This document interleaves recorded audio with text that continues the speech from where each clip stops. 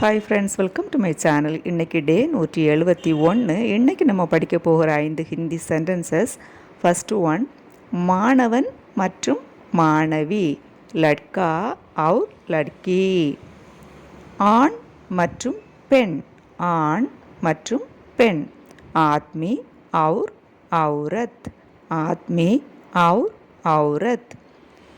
பழம் மற்றும் பூ, பழம் மற்றும் பூ, फल और फूल, फल और फूल.